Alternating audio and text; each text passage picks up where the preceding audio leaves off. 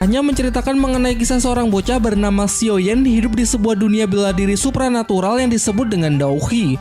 Pada awalnya, Xiaoyan adalah putra jenius yang sangat dibanggakan oleh klannya karena terlahir dengan bakat bela diri yang luar biasa hebat. Namun suatu hari semua bakat dan kejeniusannya hilang secara misterius sehingga ia menjadi putra terlemah yang membuatnya sering dihina juga direndahkan.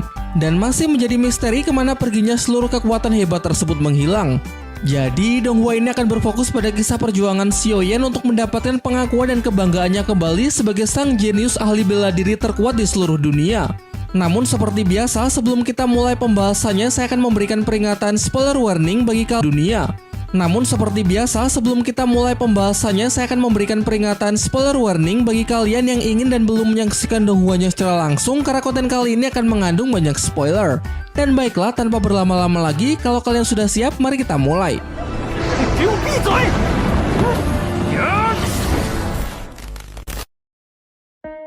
Pada scene awal diceritakan terdapat sebuah dunia bernama benua Daohi. Di dalam dunia tersebut tidak ada unsur sihir namun hanya memiliki kekuatan bernama Daohi yang bersumber pada kekuatan dalam.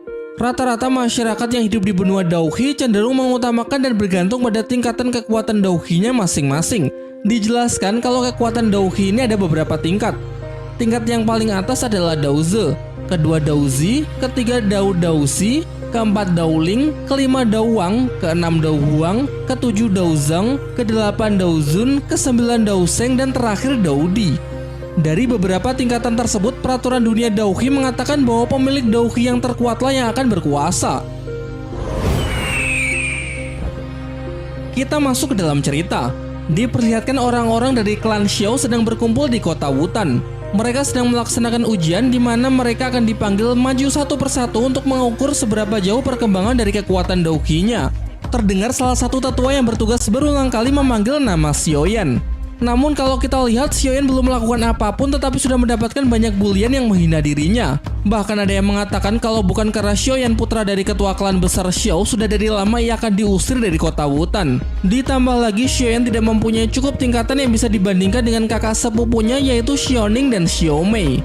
Mengenai tentang kehidupan pribadi Xiaoyan, dulu ia merupakan anak paling jenius. Bukan tanpa alasan dulu ia dijuluki sebagai kebanggaan dari klan Xiao. Hal ini karena saat Xiaoyan berumur 10 tahun, ia sudah dapat mencapai level 9 Daohi, namun masa lalu yang membanggakan dari klan besar Xiao kini telah kehilangan harapan. Singkat cerita, Xiaoyan mulai maju dan mencoba meletakkan tangannya ke batu ujian, namun hasilnya begitu mengecewakan. Ia hanya bisa menembus tingkat terendah di level 3 Daohi. Dengan hasil yang sangat mengecewakan, semua murid dari klan Xiao yang melihat kejadian itu mulai menertawakan dan membicarakan hal-hal buruk seperti mengatakan kalau dirinya hanyalah aib yang membuat klan Xiao malu. Dengan begitu banyaknya hinaan yang dilontarkan oleh para murid dari klan Xiao membuat Xiaoyan menjadi putus asa dan dengan penuh rasa bersalah ia pun turun dengan perasaan kecewa pada dirinya sendiri. Hanya dia seorang yang datang dan memberikan dukungan. Xiao Yunar mengatakan bahwa tidak perlu khawatir dengan hasil yang tidak sesuai dengan ekspektasi karena seiring berjalannya waktu, Xiaoyan pasti akan menjadi kuat dan segera membalikan keadaan. Berikutnya giliran Xiaomei dipanggil untuk juga menguji tingkat Daohi-nya. Singkat cerita, Xiaomei mendapatkan hasil ujian Daohi di level 7 tingkat tinggi. Kemudian giliran Xiao Yunar berhasil dengan hasil ujian Daohi level 9 tingkat tinggi. Sehingga sudah jelas pencapaian tingkat ujian tertinggi pada hari itu didapatkan oleh Xiao Yunar. Setelah hal itu, para murid langsung menghampiri Xiao Yunar untuk mengucapkan selamat. Namun berbeda dengan Xiaoyan hanya berdiam diri dengan penuh kekecewaannya. Di sisi lain, tepatnya di ruangan rapat klan Xiao sedang diadakan rapat besar dari ketiga klan utama yang dihadiri oleh ketua klan Jili dan perwakilan dari klan Aobapa. Mereka sedang membahas mengenai perebutan posisi di antara ketiga klan besar. Di sini siapa yang mempunyai kriteria dalam segi harta dan kekuasaan lebih tinggi lah yang berhak memimpin pasar di kota Wutan. Ketika ketua Jilibi mengintimidasi Xiaozan yang merupakan ayah dari Xiaoyan, kedua anak dari tetua klan Xiao tersebut tidak tinggal diam dan ingin segera menunjukkan masing-masing kekuatan mereka. Begitu juga dengan ayah Xiaoyan juga tidak tinggal diam menerima semua perkataan Jilibi. Ia pun segera menunjukkan sebuah surat perjanjian pernikahan putranya yaitu Xiaoyan dengan salah satu murid kebanggaan dari klan besar Nalan, klan Yunlan.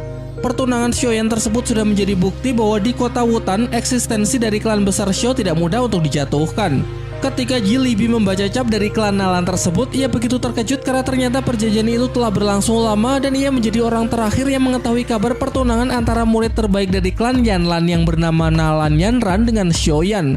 Melihat hal itu, orang dekat Ji Libi yang berasal dari klan Aobapa bingung dan mengkhawatirkan mengenai eksistensi dari kekuatan klan besar Nalan. Bagaimana mungkin mereka berdua bisa menjatuhkan posisi dari klan Xiao kalau calon besarnya merupakan klan terkuat di benua Daohi? Melihat klan Aobapa khawatir mengenai tingkatan kekuasaan yang menjadi terbalik, Xiaozan berbalik memberi ucapan yang membuat Ji Libi menyadari sekarang posisinya yang rugi besar apabila perseteruan ini tetap dilanjutkan. Dan tidak hanya dalam segi wilayah berbisnis dalam pasar di kota Wutan, apapun yang dimiliki Ji Libi akan hilang tanpa sisa.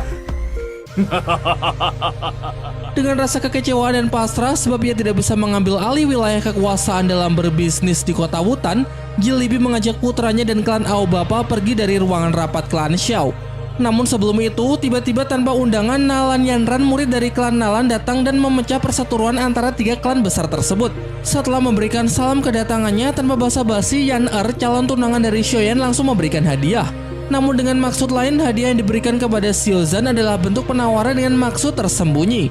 Awalnya barang yang diberikan berupa satu kolektor pilhi yang mempunyai fungsi untuk membantu orang yang berada di tingkat 9 Daohi dapat membentuk Shi Yuan dalam bentuk sempurna hingga 100%. Hadiah itu diberikan Yan kepada ketua Xiaozan yang membuat semua tetua dari klan Xiao begitu terkejut.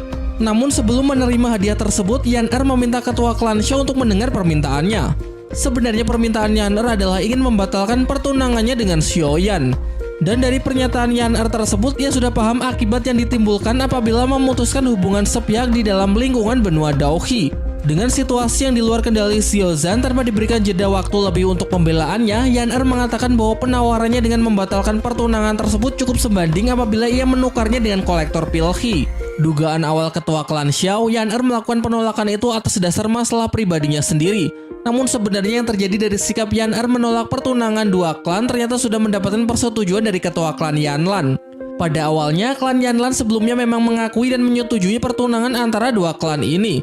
Namun keadaan berbalik saat klan Yanlan mengetahui hasil ujian dari Xiaoyan yang tidak sesuai dengan harapan. Klan Yanlan yang terkenal paling kuat itu langsung membuat alasan yang masuk akal agar ketua dari klan Xiao menyetujui permintaan Yan.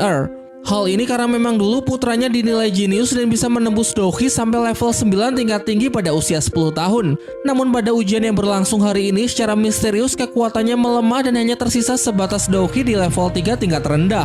Singkat cerita, pernyataan dan permintaan Yan sudah sampai di telinga para murid klan Xiao sehingga membuat Xiaoyan dan Xiaoyun segera datang ke dalam ruangan rapat untuk membantu ketua Xiaozan yang tengah didesak oleh pihak klan Yanlan. Secara mengejutkan, Xiaoyan langsung datang menghampiri Yan. Dengan perasaan kesal, Xiaoyan justru menahan amarahnya dan memanggil Yan sangat cantik yang kesannya jadi menggoda. Omong-omong, meski sempat bertunangan, ini merupakan pertemuan pertama mereka, tapi terlihat Xiaoyan dan Yan sama sekali tidak ada rasa canggung. Justru dengan sikap Xiaoyan yang kesannya biasa-biasa saja, malah membuat Yan menambahkan penawaran lagi dari 2 menjadi 3 kolektor pilhi yang dimaksudkan untuk sesegera mungkin Xiaoyan menyetujui pembatalan pertunangannya tersebut. Namun respon Xiaoyan tetap diam sehingga membuat Yan menambahkan kembali penawarannya, yaitu rekomendasi pelatihan eksklusif dari klan Yanlan untuk Xiaoyan. Ketika Xiaozan mulai ingin mempertimbangkan penawaran yang diberikan oleh Yan tanpa disangka-sangka Xiaoyan mengatakan bahwa dirinya memang juga sangat ingin untuk memutuskan pertunangan. Intinya, Xiaoyan tidak ingin ia beserta klan Xiao yang diinjak-injak harga dirinya terlebih dahulu. Dengan diulang, maksud dari pernyataan Xiaoyan memang tidak ingin kalah karena sebagai putra dari ketua Xiaozan, dia harus memiliki rasa tanggung jawab terhadap reputasi klan Xiao di benua Daohi. Terlihat salah seorang pengawal Yan tidak terima jika Xiaoyan berbalik merendahkan martabat dari klan Yanlan sehingga tanpa basa-basi ia pun segera mengeluarkan bentuk Daohi menyerupai ular yang mana kekuatannya ini berada di tingkat 3 Daohi bintang 7. Suasana pun kian memanas ketika Xiaozan juga menunjukkan Daohi harimau miliknya untuk melawan. Sampai akhirnya Yan pun menyerah dengan permintaan dia sebelumnya. Akan tetapi untuk memberikan jalan keluar dari perseteruan tersebut, Yan menantang Xiaoyan untuk berduel 1 lawan 1 dengannya pada 3 tahun mendatang yang dihitung mulai hari ini. Dengan kesepakatan apabila Xiaoyan menang dalam pertarungan itu, maka Yan akan menuruti semua keinginan Xiaoyan. Namun jika Yan yang justru memenangkan pertarungan tersebut, maka Xiaoyan harus menerima bahwa ialah yang terlebih dahulu memutuskan hubungan, bukan Xiaoyan melainkan Yan dari klan Yanlan. Xiaoyan pun menyepakatinya walaupun ia merasa tidak begitu yakin jika hanya dalam waktu 3 tahun ia harus bertarung melawan Yan Er. Ditambah lagi pada ujian hari ini terlihat kalau Daoqinya turun ke tingkat 3. Sudah jelas kalau secara teori ia tidak sebanding dengan kekuatan Yan Er dari klan Yanlan yang memang terkenal paling kuat di benua Daoqi. Namun dengan mencoba mengabaikan level perbandingan tingkat Daoqinya, dengan penuh percaya diri Xiaoyan tetap menerima tawaran terakhir dari Yan Er dan optimis bahwa ia pasti akan mengalahkan Yan Er dalam pertarungan tersebut.